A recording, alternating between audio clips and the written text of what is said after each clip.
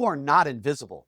Every room you walk into is different because you walked into the room. And that difference, that's your wake. Because whether you realize it or not, you're leaving a trail of clarity or confusion, of belief or fear, of urgency or avoidance. So here's the question you need to ask. What's it like to be led by you on your worst days? Because we don't lead with our words, we lead with our wake. We don't judge a quarterback by how well he plays when he has a great running game, amazing offensive line, and playing from a lead. No, we judge a quarterback by how do they play when they're behind, when adversity's there, when they don't have a running game, when it's difficult. That's the difference between an Aaron Rodgers and a Patrick Mahomes. I'm Chris Hunsicker, and this is the Dealership War Room. 7 minutes of leadership fire, built daily, fueled intentionally, and delivered relentlessly. And today, we're going to dive into how can you own your leadership wake.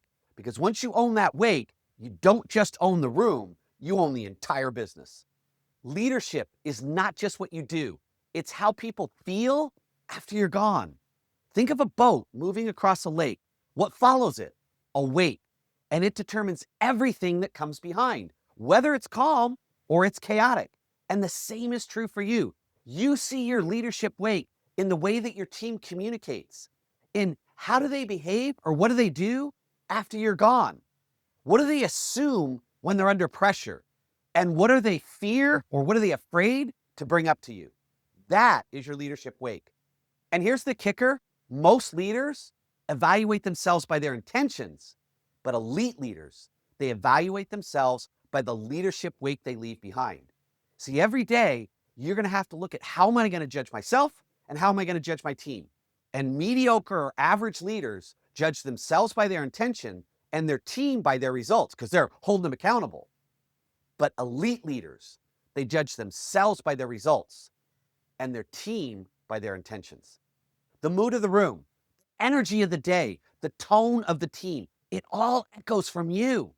So let me share with you an incredibly powerful, simple, and effective tool. I call it the Wake Signature Diagnostic. What kind of wake are you doing? What is it like to live in your wake as someone that works on your team or works in your organization?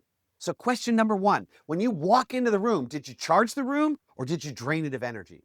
When you engaged in a conversation, did you create clarity or did you create confusion? And maybe most importantly, in the way that you communicate, both in groups and individually, did you invite honesty or did you shut it down? Take each of those three questions and score them from 1 to 5. And that, my friend, is your wake. This isn't shame. This is power. You get to shift it. You get to shape it, but only if you're aware of it.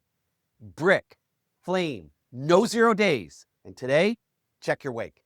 So now let's cross the execution bridge. Because at the end of the day, if we can't turn insight into action and data into dollars, then all we're doing is consuming information. And that is not what war room leaders do. So here's the question today. I want you to find one person and ask them this question. What's it like to be led by me? But don't just ask this question. Say this first. I'm working on becoming a better leader. Would you be open to giving me one honest insight about how I lead? And then shut up, listen, and say thank you. I'll do that one more time. Shut up, listen, and say thank you. And if you're feeling bold, a little bit zesty, then ask a second person tomorrow the same question with the same setup and start building a daily wake check where every day you're hitting one person in your organization to check on what's your wake. What awareness do you need to have that you may be missing? Where do you need to gain some insight? Episode 99 is coming tomorrow. I call it the code, and I cannot wait to dive in. It's one of the things I'm most excited about doing this week. But before we go, let me share with you a secret, an insight, and that's this, that your culture always is an echo of your leadership wake. Whenever the culture isn't quite where you want it to be, turn around and look at your wake, because I guarantee the answer to your culture problem is always in your leadership wake. So with that, remember, you are the thermostat. Own your wake and go out and let's create some leadership fire. And I will see you tomorrow in the Dealership War Room.